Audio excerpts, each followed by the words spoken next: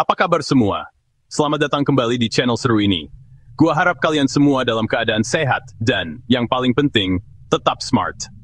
Hari ini kita akan bahas sesuatu yang jarang banget diomongin orang. Sesuatu yang mungkin bikin kalian mikir dua kali. Kita sering dengar berita tentang Myanmar, biasanya soal politik, krisis, atau kudeta. Tapi pernah nggak kalian bertanya, apa yang sebenarnya terjadi di balik layar? Seberapa kuat sebenarnya militer mereka?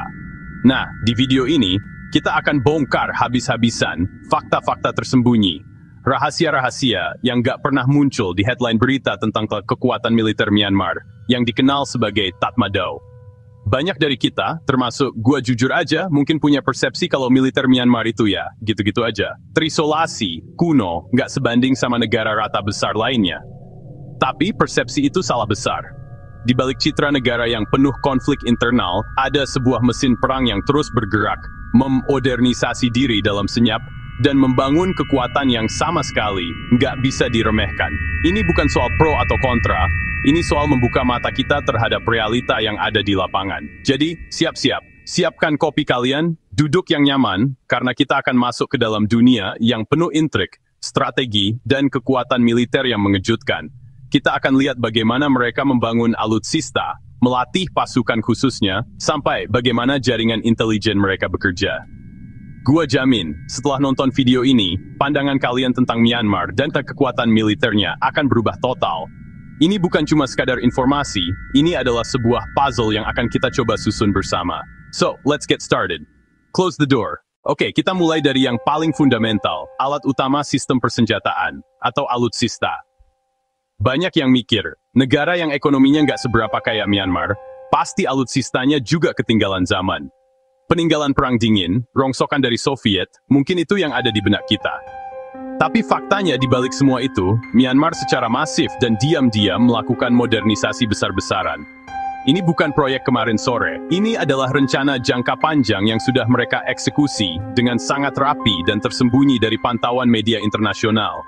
Mereka nggak koar-koar, mereka nggak pamer di parade militer besar-besaran seperti negara lain. Mereka bergerak dalam senyap. Bagaimana caranya? Mereka memanfaatkan hubungan dekat dengan beberapa negara besar yang juga, katakanlah, punya pandangan berbeda dengan Barat. Kita bicara soal Rusia, China, bahkan negara-negara lain seperti India dan Belarusia. Dari negara-negara inilah aliran teknologi militer modern mengalir deras ke Myanmar. Mereka nggak cuma beli barang jadi, tapi juga melakukan transfer teknologi. Bayangkan, mereka mengakuisisi tank tempur utama modern, sistem artileri roket jarak jauh, kapal perang jenis fregat yang dilengkapi rudal canggih, sampai sistem pertahanan udara yang mampu menantang kekuatan udara manapun di kawasan.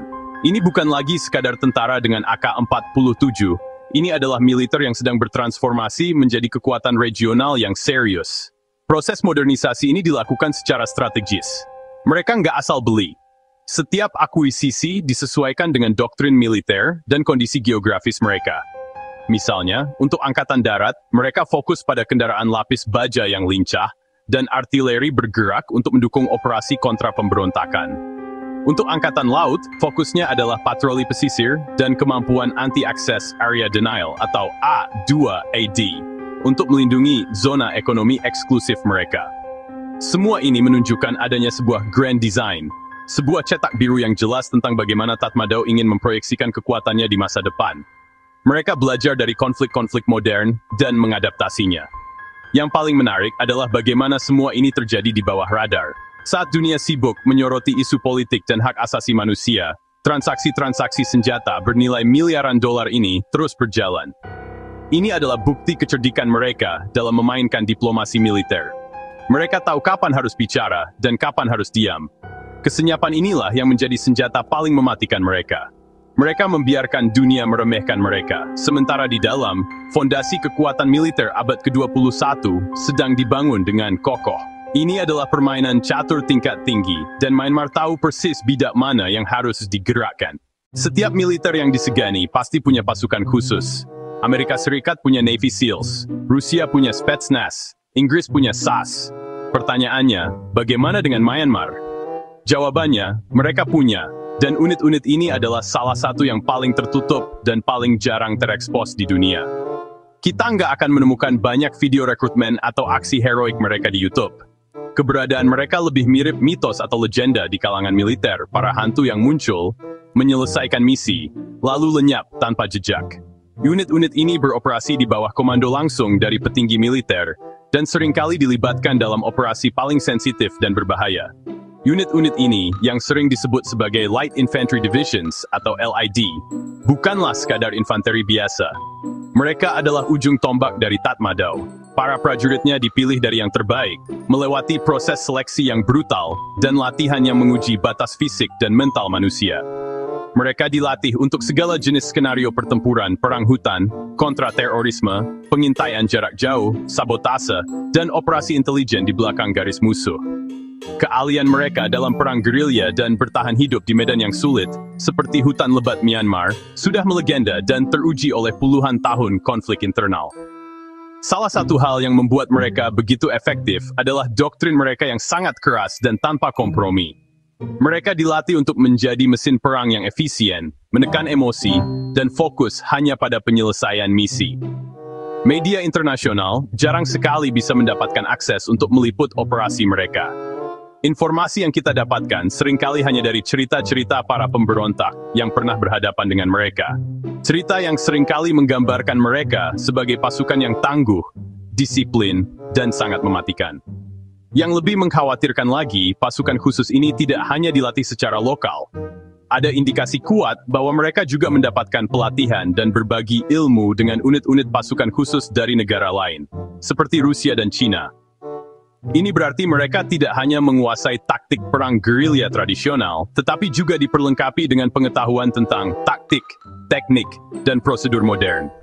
Kombinasi antara pengalaman tempur yang keras dan pelatihan modern ini menciptakan sebuah unit pasukan khusus yang kemampuannya jauh melampaui apa yang dibayangkan oleh banyak pengamat luar.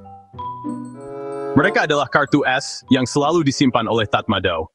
Sebuah negara, apalagi yang sering mendapat sanksi dari Barat, tidak bisa membangun kekuatan militernya sendirian. Mereka butuh teman, butuh sekutu. Dan disinilah Myanmar memainkan kartu diplomasinya dengan sangat cerdas. Mereka tidak merapat ke satu kekuatan saja, melainkan membangun jaringan kerjasama militer yang kompleks dengan beberapa negara besar, terutama Rusia dan China. Hubungan ini bukan sekadar jual-beli senjata, ini adalah aliansi strategis yang mencakup latihan bersama, pertukaran perwira, hingga kerjasama intelijen. Ini adalah fondasi yang menopang seluruh arsitektur pertahanan modern Myanmar. Hubungan dengan Rusia mungkin yang paling menonjol. Bagi Rusia, Myanmar adalah mitra strategis di Asia Tenggara, sebuah pintu masuk untuk pengaruh geopolitik dan pasar bagi industri pertahanannya. Rusia menjadi pemasok utama alutsista canggih bagi Myanmar, mulai dari jet tempur multiperan seperti Su-30, helikopter serang Mi-35, hingga sistem pertahanan udara Pansir S-1. Lebih dari itu, ratusan perwira Myanmar dikirim ke akademi militer di Rusia setiap tahunnya untuk belajar doktrin, strategi, dan teknologi militer modern. Latihan militer bersama juga rutin diadakan, mempererat interoperabilitas antara kedua angkatan bersenjata. Di sisi lain, ada China. Sebagai negara tetangga dengan perbatasan yang panjang, hubungan militer dengan China bersifat lebih kompleks dan berlapis. China adalah pemasok utama lain bagi Tatmadaw, menyediakan segala sesuatu mulai dari kendaraan lapis baja, drone, hingga kapal perang. Beberapa analis bahkan menyebutkan bahwa China membantu Myanmar dalam mengembangkan industri pertahanan dalam negerinya. Kepentingan China jelas, menjaga stabilitas di perbatasannya, dan memastikan Myanmar tetap berada dalam lingkup pengaruhnya, sebagai bagian dari proyek Belt and Road Initiative. Bagi Myanmar, China adalah kakak besar yang bisa diandalkan saat tekanan dari Barat semakin kuat. Selain dua raksasa itu, Myanmar juga menjalin hubungan militer dengan negara-negara lain seperti India, Belarusia, Serbia, dan bahkan Israel di masa lalu. Diversifikasi mitra militer ini adalah strategi yang cerdas. Ini mengurangi ketergantungan mereka pada satu negara pemasok saja, dan memberi mereka lebih banyak pilihan teknologi dan taktik. Dengan memainkan kepentingan geopolitik negara-negara besar ini, Myanmar berhasil mengamankan aliran teknologi dan dukungan yang mereka butuhkan untuk terus membangun kekuatan militernya, meskipun berada di bawah sorotan dan sanksi internasional. Mereka menari di antara para raksasa, Gemini Chitwilmanisi Minati Zerbai. Kalau kita bicara soal proyeksi kekuatan militer modern, Angkatan Udara adalah salah satu komponen kuncinya. Dan disinilah lompatan kapabilitas militer Myanmar terlihat paling signifikan. Dari yang tadinya hanya mengandalkan pesawat-pesawat tua era Soviet, Angkatan Udara Myanmar atau Myanmar Air Force kini telah bertransformasi menjadi kekuatan udara yang disegani di kawasan. Mereka tidak lagi bisa dipandang sebelah mata. Modernisasi ini terfokus pada akuisisi pesawat tempur multiperan, helikopter serang, dan sistem pendukung lainnya yang memberi mereka keunggulan di udara. Ujung tombak dari kekuatan mereka adalah skuadron jet tempur multiperan. Pembelian jet tempur canggih seperti Sukhoi Su-30 SMI dari Rusia menjadi, game changer. Ini bukan sekadar pesawat pencegat, ini adalah platform senjata yang mampu melakukan serangan darat presisi, patroli maritim jarak jauh, hingga pertempuran udara superioritas. Selain itu, mereka juga mengoperasikan armada besar, JF-17 Thunder, jet tempur hasil kerjasama China-Pakistan, yang terbukti andal dan efektif. Kombinasi dari jet-jet tempur ini memberikan Myanmar Air Force kemampuan untuk menyerang target di mana saja di dalam wilayah mereka, bahkan berpotensi mengancam target di luar perbatasan. Selain pesawat tempur, kekuatan helikopter mereka juga tidak bisa diremehkan. Mereka mengoperasikan helikopter serang canggih seperti Mi-35 Hind dari Rusia yang dijuluki tank terbang.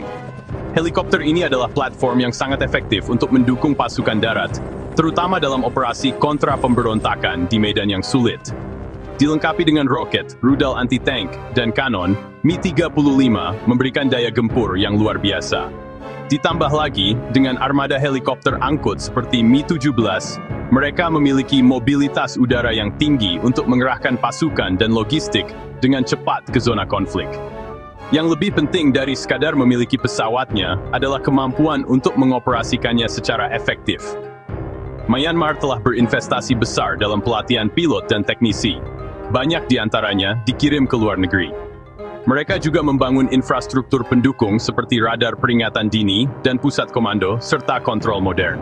Ini menciptakan sebuah sistem pertahanan udara yang terintegrasi. Kemampuan Angkatan Udara ini tidak hanya digunakan untuk konflik internal, tetapi juga menjadi elemen penangkal yang kuat terhadap potensi agresi dari luar. Mereka mengirimkan pesan yang jelas, langit Myanmar dijaga dengan ketat. Salah satu indikator paling jelas dari kemajuan militer sebuah negara adalah kemampuannya untuk tidak hanya membeli, tapi juga memproduksi senjata sendiri. Ini adalah soal kemandirian, soal kedaulatan. Dan di bidang inilah, Myanmar telah membuat kemajuan yang sangat mengejutkan, jauh dari sorotan publik. Di bawah payung Directorate of Defense Industries, mereka telah membangun kompleks industri militer yang mampu memproduksi berbagai jenis persenjataan, dari senjata ringan hingga kendaraan lapis baja dan bahkan kapal perang. Ini adalah pilar strategis yang mengurangi ketergantungan mereka pada pasokan dari luar negeri. Awalnya, industri pertahanan mereka fokus pada produksi lisensi.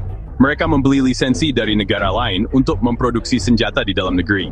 Contoh paling terkenal adalah senapan serbu seri MA, yang merupakan varian lokal dari Galil Israel dan FNC Belgia. Tapi seiring berjalannya waktu, mereka tidak hanya meniru. Para insinyur militer Myanmar mulai melakukan rekayasa balik dan modifikasi. Mereka membongkar senjata impor, mempelajarinya, lalu menciptakan versi mereka sendiri yang disesuaikan dengan kebutuhan dan kondisi lokal. Kemampuan ini menunjukkan tingkat keahlian teknis yang tidak bisa dianggap remeh. Kini, kapabilitas mereka telah berkembang pesat. Mereka mampu memproduksi mortir, berbagai jenis amunisi, ranjau darat, hingga sistem artileri roket kaliber kecil. Di sektor kendaraan tempur, mereka berhasil memproduksi sendiri beberapa jenis Panzer dan kendaraan angkut personel lapis baja, seperti seri MF, Myanmar Armored Vehicle. Mungkin desainnya tidak secanggih buatan barat, tapi kendaraan ini fungsional, murah untuk diproduksi massal, dan sangat cocok untuk medan perang di Myanmar. Ini adalah bukti nyata dari doktrin kemandirian mereka. Yang paling impresif mungkin adalah kemajuan di industri perkapalan militer. Galangan kapal milik Angkatan Laut Myanmar kini mampu membangun sendiri kapal patroli, kapal rudal cepat, dan bahkan fregat dengan bobot ribuan ton. Fregat kelas Kayan Sita adalah contoh puncaknya, sebuah kapal perang modern yang sebagian besar teknologinya mulai dari lambung hingga sistem senjatanya diintegrasikan secara lokal meskipun beberapa komponen kunci masih diimpor. Kemampuan untuk membangun platform semacam ini dari nol adalah pencapaian luar biasa yang menempatkan Myanmar dalam liga yang berbeda. Kemandirian ini memberi mereka ketahanan strategis yang luar biasa di tengah tekanan dan sanksi internasional. Kalau ada satu hal yang menjadi DNA dari militer Myanmar, itu adalah pengalaman tempur. Tatmadaw adalah salah satu angkatan bersenjata di dunia dengan pengalaman tempur paling panjang dan berkelanjutan. Sejak kemerdekaan negara itu, mereka hampir tidak pernah berhenti berperang. Mereka terus-menerus terlibat dalam konflik intensitas rendah melawan puluhan kelompok etnis bersenjata di seluruh negeri. Medan perang inilah yang menjadi sekolah terbaik mereka. Sebuah laboratorium kejam yang telah menempa mereka menjadi ahli dalam salah satu bentuk peperangan paling sulit, perang gerilya dan kontra pemberontakan. Pengalaman puluhan tahun ini telah membentuk doktrin, taktik, dan mentalitas mereka. Mereka sangat memahami medan yang sulit, mulai dari hutan lebat di perbatasan timur hingga pegunungan terjal di utara. Prajurit Tatmadaw dilatih untuk beroperasi dalam unit-unit kecil untuk waktu yang lama, dengan dukungan logistik yang minim. Mereka ahli dalam navigasi darat, kamuflase penyergapan, dan patroli pengintaian jarak jauh. Mereka belajar cara membaca medan dan masyarakat lokal, sebuah keahlian yang tidak bisa diajarkan di akademi militer manapun, tetapi hanya bisa didapat dari pengalaman pahit di lapangan. Strategi mereka seringkali brutal dan efektif. Salah satu doktrin yang terkenal adalah strategi 4 potong, yang bertujuan untuk memutus hubungan antara kelompok pemberontak dengan sumber daya mereka, makanan, dana, intelijen, dan rekrutmen dari penduduk sipil. Ini adalah strategi perang total yang seringkali mengaburkan batas antara kombatan dan non-kombatan dan menjadi sumber banyak kritik internasional. Namun dari sudut pandang militer murni, strategi ini terbukti efektif dalam menekan dan memecah belah banyak kelompok pemberontak selama bertahun-tahun. Keahlian dalam perang gerilya ini juga berarti mereka sangat paham bagaimana cara melawannya. Ironisnya, pengalaman melawan pemberontak membuat mereka menjadi salah satu kekuatan kontra-gerilya terbaik di dunia. Mereka tahu bagaimana cara berpikir seperti gerilyawan, bagaimana mengantisipasi gerakan mereka, dan bagaimana memasang perangkap. Pengalaman tempur tanpa henti ini, meskipun memakan banyak korban dan sumber daya, telah menciptakan sebuah angkatan bersenjata yang sangat tangguh, bermental baja, dan sangat pragmatis. Mereka mungkin tidak selalu memenangkan pertempuran dengan cara yang bersih, tapi mereka tahu persis bagaimana cara untuk bertahan dan pada akhirnya menang. Di dunia spionase dan intelijen, ada badan-badan yang terkenal seperti CIA, Mossad, atau KGB. Mereka sering muncul di film dan buku, tapi ada juga badan intelijen yang kekuatannya justru terletak pada kerahasiaannya, pada kemampuannya untuk tidak terlihat dan tidak terdengar. Inilah dunia intelijen militer Myanmar. Dikenal secara luas sebagai Military Intelligence, atau sekarang di bawah payung Office of the Chief of Military Security Affairs, ini adalah salah satu pilar kekuasaan Tatmadaw yang paling penting, paling ditakuti, dan paling sulit untuk ditembus. Struktur intelijen Myanmar sangat berbeda dari negara demokrasi. Mereka tidak hanya fokus pada ancaman eksternal, tapi mungkin lebih besar lagi, fokus pada ancaman internal. Jaringan mereka meresap ke dalam setiap lapisan masyarakat Myanmar. Mereka punya informan di mana-mana, di pasar, di universitas, di birokrasi, bahkan di dalam biara-biara. Tugas utama mereka adalah pengawasan, memastikan tidak ada benih-benih perbedaan pendapat atau pemberontakan yang bisa tumbuh dan mengancam stabilitas rezim. Ini adalah sistem pengawasan total yang mengingatkan kita pada era Stasi di Jerman Timur. Selain pengawasan domestik, mereka juga sangat efektif dalam operasi kontra-intelijen. Selama bertahun-tahun, banyak badan intelijen asing mencoba untuk menembus lingkaran dalam Tatmadaw, dan sebagian besar gagal total. Mereka sangat paranoid dan tidak mudah percaya pada orang luar. Setiap perwira dan pejabat terus-menerus diawasi. Sistem ini menciptakan tembok kesenyapan yang membuat sangat sulit bagi dunia luar untuk mengetahui apa yang sebenarnya terjadi di dalam elit penguasa Myanmar. Apa rencana mereka, dan siapa yang memegang kendali sebenarnya. Kerahasiaan ini adalah perisai utama mereka. Di medan perang, peran intelijen militer ini sangat krusial. Mereka bertanggung jawab untuk mengumpulkan informasi tentang kekuatan, lokasi, dan rencana gerakan kelompok-kelompok pemberontak. Mereka menggunakan berbagai metode, mulai dari patroli pengintaian oleh pasukan khusus, penyadapan komunikasi, hingga penggunaan informan di dalam komunitas etnis. Akurasi intelijen mereka seringkali menjadi faktor penentu antara kemenangan dan kekalahan dalam sebuah pertempuran. Sistem intelijen yang tertutup, berlapis, dan meresap kemana-mana ini adalah sistem saraf pusat dari Tatmadaw, yang memungkinkan mesin perang ini untuk bergerak dengan presisi dan kebrutalan yang terkoordinasi. Jadi, itulah tadi beberapa fakta yang berhasil kita gali tentang kekuatan militer Myanmar yang sesungguhnya. Jauh dari citra terisolasi dan terbelakang, kita melihat sebuah mesin perang yang secara sistematis, senyap, dan cerdas terus membangun dirinya menjadi kekuatan yang sangat signifikan di kawasan. Dari modernisasi alutsista, pasukan khusus yang teruji di medan perang, aliansi strategis dengan negara besar, hingga jaringan intelijen yang meresap kemana-mana.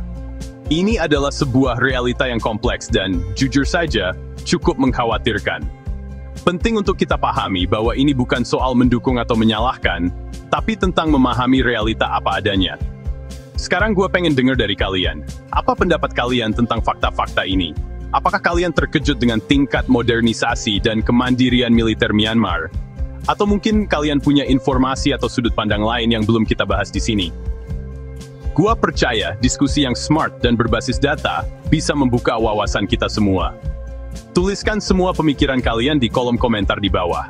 Mari kita jadikan kolom komentar sebagai ruang untuk berdiskusi secara cerdas dan dewasa tanpa menghakimi. Ini adalah topik yang sensitif, jadi mari kita jaga respek satu sama lain. Dan seperti biasa, jika kalian merasa mendapatkan sesuatu yang baru dan bermanfaat dari video ini, jangan lupa untuk menekan tombol like. Itu sangat membantu algoritma untuk menyebarkan informasi ini ke lebih banyak orang.